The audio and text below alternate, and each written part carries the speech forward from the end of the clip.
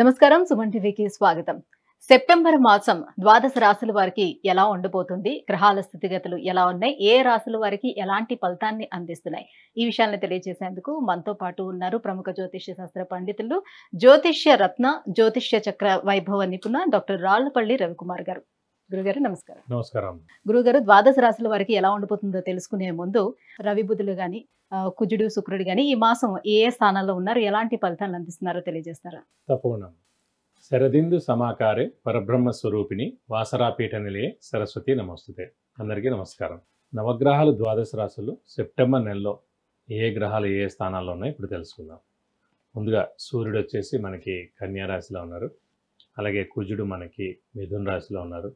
రాహు మనకి మీనరాశిలో ఉన్నారు. అలాగే గురువు వచ్చి మనకి వృషభ రాశిలో ఉన్నారు. శని స్వస్థానమైన కుంభరాశిలో ఉన్నారు. అలాగే బుధుడు మనకి సింహరాశిలో ఉన్నారు. అలాగే కేతు వచ్చి మనకి కన్యా రాశిలో ఉన్నారు. ఇంకా శుక్రుడు మనకి 18 సెప్టెంబర్ దాకా మనకి కన్యా రాశిలో నీచులో ఉంటాడు. తర్వాత 19వ తారీఖు నుంచి ఇంచుమించుగా తులారాశి స్వస్థానంలో ఉంటారు. ఇవి నవగ్రహాలు ద్వాదశ రాశుల్లో ఈ స్థానాల్లో ఉన్నాయి. గురుగారు, కుంభరాశి వారికి ఈ సెప్టెంబర్ మాసంలో ఎలా ఉండబోతుంది? సో వీళ్ళకి ఎట్లనో ఏలినాటి శని నడుస్తుంది కాబట్టి సో అంత ఉధృతంగా ఉంటుందా? ఇంకా ఏ గ్రహాలు వీళ్ళకి అనుకూలిస్తున్నాయి? తప్పకుండా.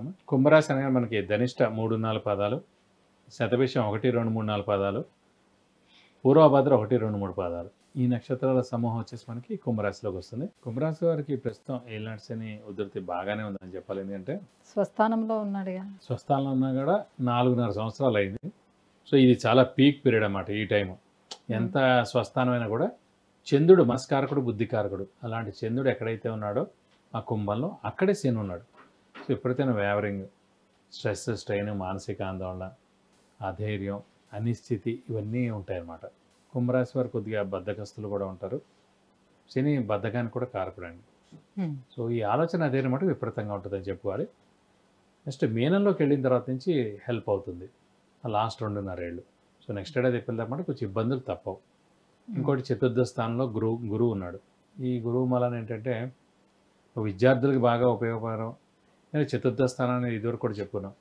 విద్యాస్థానం, తల్లి స్థానం, గృహస్థానం, వాహన స్థానం, సౌఖ్యస్థానం, హృదయస్థానం.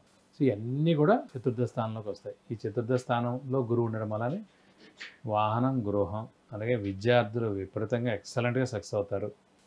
సౌఖ్యం ఉండడం, అలాగే వాహనం కొనడం, బంగారం కొనడం, ఏదో ఇంట్లో కొత్త వస్తువు కొనడం, ఇవన్నీ కూడా ఖచ్చితంగా జరుగుతాయి. ఇంత ఏలినాటి శని ఉధృతున్నా కూడా.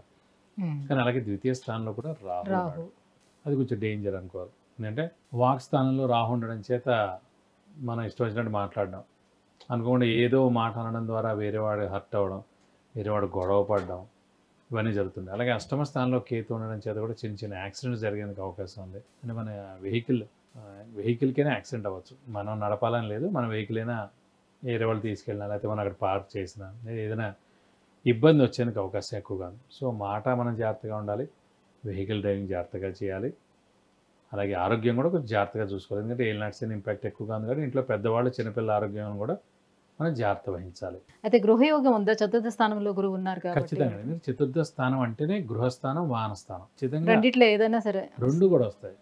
ఎందుకంటే ఇవి 12 ఏళ్ళకి ఒకసారి వస్తుందండి. ప్రతి 12 ఏళ్ళకి ఒకసారి వస్తుంది. సంవత్సరం కాలం ఉంటుంది అన్నమాట. సో నెక్స్ట్ ఏడాది ఏప్రిల్ దాకా ఖచ్చితంగా ఇల్లు లేనివాడు, స్థలం లేనివాడు స్థలం, ఇల్లు లేని వాళ్ళు ఇల్లు కొనడం, ఆల్రెడీ ఇల్లు ఉంటేనే ఖచ్చితంగా ఇంకో ఫస్ట్ ఫ్లోర్ వేయడం, లేదంటే ఇంకో స్థలం కొనడం ఖచ్చితంగా జరుగుతుంది. అలాగే వాహనం కూడా, వాహనం లేనివారు వాహనం కొంటారు, వాహనం ఉన్నా కూడా ఇంకో వాహనం కొనవచ్చు, లేదా కారు కూడా కొనేందుకు అవకాశం ఉంది. అలాగే విద్యార్థులు కూడా సువర్ణ అవకాశం చెప్పుకోవచ్చు అన్నమాట. విద్య ఎందుకంటే చతుర్థ స్థానంలో గురువు జ్ఞానకారకుడు. అలాంటి విద్యాస్థానంలోనే జ్ఞానకారకుడైన గురువు ఉన్నాడు కాబట్టి ఎక్సలెంట్ విద్య ఖచ్చితంగా లభిస్తుంది. మంచి ర్యాంకులు కూడా సాధిస్తారు ఈ సంవత్సరం. ఇంకా అదృష్టపరంగా చూసుకుంటే వీళ్ళకి ఏమాత్రం వరకు ఉంటుంది? ఇంకా అదృష్టపరంగా చూస్తే కనుక మిశ్రమంగా ఉందనుకున్నాడు. ప్రస్తుతం అయితే గోచారీత్యా శుక్రుడు నీచలో ఉన్నాడు. ఎప్పుడైతే యోగకారకుడు, అదృష్టకారకుడు, లక్ ఫేవర్ చేసే గ్రహం నీచలో ఉంటారో డబ్బు ఖర్చు, హెల్త్ ప్రాబ్లం, మాట పడటం జరిగేందుకు అవకాశం ఉంది. కాబట్టి 20 రోజులు కొంచెం ఇవి జరిగేందుకు అవకాశం ఉంది.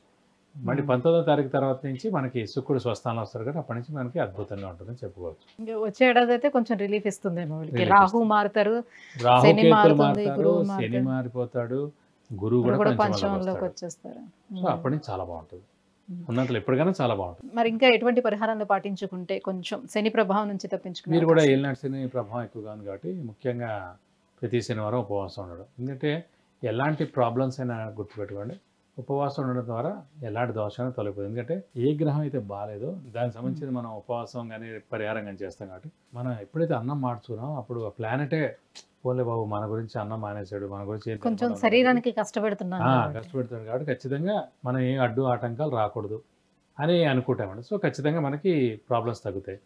అలాగే రక్తదానం చేయడం అనేది ఏలినాటి శని నడుస్తున్నప్పుడు సాధారణంగా చిన్న చిన్న అనారోగ్యాలు చేయడం, దెబ్బలు తగలడం, యాక్సిడెంట్ జరగడం, కొంతమందికి సర్జరీ దాకా వెళ్ళడం ఇలాంటివన్నీ జరుగుతుంటాయి. ఇవన్నీ కూడా మనం బ్లడ్ చూడాల్సి వస్తుంది, బ్లడ్ ఇవ్వాల్సి వస్తుంది, వాళ్ళే బ్లడ్ లాగేస్తారు. సో ఇవన్నీ అయ్యే లోపల మనమే ఒక శనివారం రోజున మనమే రక్తదానం చేస్తే కనుక ఈ రక్తం ఎవరికో ఉపయోగపడి వాడు యాక్సిడెంట్ నుంచి బయటపడవచ్చు, సర్జరీ నుంచి బయటపడవచ్చు. పెద్ద పెద్ద అనారోగ్యానికి ఈ రక్తం ఎక్కించడం ద్వారా అతను వాళ్ళ ఫ్యామిలీ మెంబర్స్ చాలా థ్యాంక్స్ చెప్పుకుంటారు దేవుడికి. ఇవన్నీ డైరెక్ట్గా మనకు వచ్చి చెప్పాల్సిన రూల్ ఏం లేదు. వాళ్ళు మామూలుగా వాళ్ళ మనస్సులో వాళ్ళు బయటపడ్డారంటే చాలు, ఎవరైతే రక్తం ఇచ్చారో వాళ్ళకి బెస్ట్గా 100% వాళ్ళకి మేలు జరుగుతుందన్నమాట. సో మనం ఇవ్వడం ద్వారా మనకి ఇన్ని మంచి జరుగుతాయి. ప్లస్ ప్రతి 6 నెలలకి ఇవ్వచ్చు అని చెప్తారు. సో ఓన్లీ ఆరోగ్యవంతులు ఇవ్వాలి. అలాగే షుగరు లేదంటే బీపీ ఉన్న వాళ్ళు ఇవ్వడానికి లేదు, అలాగే ఏజ్ అయిపోయిన వాళ్ళు ఇవ్వడానికి లేదు, మరీ చిన్నపిల్లలు ఇవ్వడానికి లేదు. కాబట్టి అలాగే బ్లడ్ కూడా హిమోగ్లోబిన్ కౌంట్ బాగా ఉన్న వాళ్ళు ఇవ్వాలి. అలాగే ఇన్ని చూసుకునే ఇస్తారు. కాబట్టి ఇలా రక్తదానం చేయడం ద్వారా కూడా మన అనారోగ్యం నుంచి బయటపడవచ్చు. సో మనకి అనారోగ్యం రాదు. ప్లస్ వాళ్ళ యొక్క బ్లెస్సింగ్స్ కూడా మనం పొందేందుకు అవకాశం ఉందని చెప్పుకోవచ్చు. ఇంకా శని ఉధృతంగా ఉందంటే మటు ఖచ్చితంగా శనికి 19,000 సార్లు జపం చేయించి నల్ల నువ్వులు 200 గ్రాములు దానం ఇస్తే కనుక దోషం మొత్తం తొలగిపోతుంది. విద్య, ఉద్యోగం, వివాహం, వాహనం, విదేశీయానం, సంతానం, గృహయోగం వీటన్నిటి గురించి తెలుసుకోవాలంటే కింద స్క్రోల్ అవుతున్నటువంటి నెంబర్లకి మెసేజ్ లేదంటే కాల్ చేసి గురుగారి అపాయింట్మెంట్ పొందవచ్చు. గురుగారి కుంభరాశి వారికి సెప్టెంబర్ మాసం ఎలా ఉండబోతుంది, ఏ గ్రహాలు అనుకూలిస్తున్నాయి, ఏ గ్రహాలు ప్రతికూలంగా ఉన్నాయి, ఎటువంటి పరిహారాలను పాటించుకోవాలి, ఈ విషయాన్ని తెలియజేసినందుకు ధన్యవాదాలు. నమస్కారం.